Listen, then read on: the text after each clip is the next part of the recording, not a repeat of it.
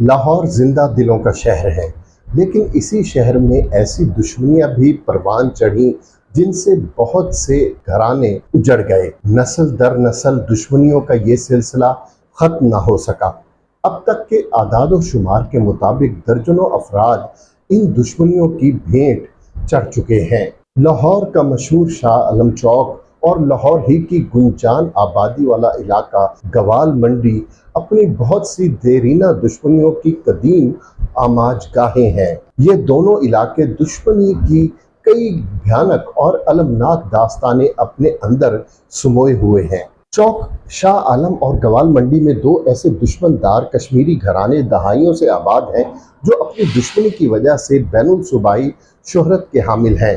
ان میں امیر عارف عرف بلا ٹرکا والا نصف صدی قبل اپنے آباء و اجداد کے ہمراہ چوک شاہ عالم کے نزدیک ایک قدیم عمارت میں اقامت پذیر ہوا اور گڈز جیسے بڑے کاروبار سے منسلک ہو گیا، جبکہ کشمیری گھرانے کے ہی دو سگے بھائیوں گوگی بٹ اور تیفی بٹ نے خاندان کے ہمراہ گوال منڈی میں سکونت اختیار کی۔ دونوں خاندانوں میں علاقے کی چودراہٹ پر جھگڑے کا آغاز ہوا، پھر یہ رکابت اتنی بڑھی کہ بہت سے افراد کو نگل گئی۔ پچھلے سال قتل ہونے والا امیر بالاج ٹیپو ٹرکا والے کا بڑا بیٹا تھا، انتہائی شریف اور نیک سیرت۔ گھر کے باہر سرکل روڈ کے بے شمار ریڑھی بان اور چھوٹے دکاندار بالاج کو اپنا مسیحا سمجھتے تھے، کیونکہ وہ ان کی ہمیشہ مالی مدد کیا کرتا تھا۔ وہ ان کی ضرورتیں پوری کرتا اور ان سے دعائیں لیتا۔ امیر بالاج کا قتل دونوں خاندانوں کی اندھی دشمنی کا شاخسانہ کہہ سکتے ہیں۔ اس کیس کا اہم کردار احسن شاہ بظاہر بالاج کا دوست تھا، لیکن پیسے کے لالچ میں گوگی اور تیفی سے مل گیا۔ ان سے خفیہ ملاقات کرتا، باور کراتا کہ ان کا ہمدرد ہے، بالاج کے خلاف یہ پروپیگنڈا کرتا کہ باپ دادا کے قتل کا بدلہ لینا چاہتا ہے، شوٹر کے ذریعے واردات ڈال سکتا ہے۔ اس کے برعکس بالاج کی ایسی سوچ نہیں تھی، وہ ہمیشہ دوستوں اور بہی خواہوں میں صلح کی بات کرتا، گوگی اور تیفی بٹ سے اپنے خاندان کی دیرینہ دشمنی ختم کر کے صلح کا حامی اور خواہش مند تھا۔ لیکن احسن آستین کا سانپ بن گیا، گوگی اور تیفی کو بالاج کے خلاف بھڑکاتا کہ اپنا تحفظ کر لیں ورنہ بالاج انہیں مار دے گا۔ اس پروپیگنڈے نے گوگی اور تیفی کو سوچنے پر مجبور کر دیا کہ بالاج کا راستے سے ہٹ جانا ہی اس کی زندگی کی ضمانت ہے۔ اس کے بعد دونوں بھائیوں نے امیر بالاج کے قتل کی منصوبہ بندی شروع کر دی۔ احسن شاہ کو پیشکش کی کہ اگر وہ بالاج کے قتل میں مدد فراہم کرے گا تو اس کے عوض وہ اسے 2 کروڑ دینے کو تیار ہیں۔ 2 کروڑ کا سن کر احسن شاہ گوگی اور تیفی کی مدد کے لیے تیار ہو گیا۔ اس نے آمادگی ظاہر کی کہ بالاج کی نقل و حرکت سے متعلق انہیں آگاہ کرتا رہے گا۔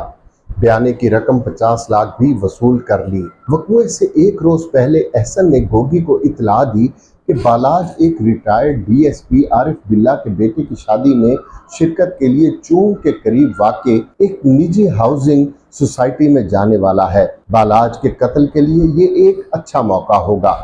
وقوع کے روز بالاج ڈرائیور، 2 گن مینوں اور احسن شاہ کے ہمراہ شادی میں شرکت کے لیے گھر سے روانہ ہونے لگا تو احسن شاہ نے یہ اطلاع گوگی کو فراہم کر دی۔ پہلے سے طے تھا کہ اجرتی قاتل تقریب کے دوران امیر بالاج کو ٹارگٹ کرے گا۔ طے شدہ منصوبے کے مطابق امیر بالاج جیسے ہی شادی کے پنڈال میں داخل ہوا، شوٹر بھی بھیڑ کا فائدہ اٹھاتے ہوئے اس تک پہنچ گیا۔ تقریب ابھی جاری تھی کہ گولیوں کی آوازیں آنے لگیں۔ شوٹر بالاج پر یکے بعد دیگرے سیدھے فائر کر رہا تھا۔ اس نے پستول کا پورا میگزین خالی کر دیا تاکہ بالاج کے بچنے کی ذرا سی بھی امید باقی نہ رہے۔ ایک گولی تو بالاج کی آنکھ کو چیرتی ہوئی دماغ تک پہنچ گئی۔ امیر بالاج کی موت موقع پر ہی واقع ہو گئی، جبکہ بالاج کے گن مین نے شوٹر کو بھی ہلاک کر دیا۔ شوٹر تو موقع پر ہی مارا گیا، جبکہ گوگی اور تیفی مفرور ہو گئے۔ احسن شاہ گرفتار ہونے کے بعد ریمانڈ اور تفتیش مکمل ہونے پر کوٹ لکھپت جیل چلا گیا، جہاں اس نے والدہ اور اہلیہ سے آخری ملاقات کی۔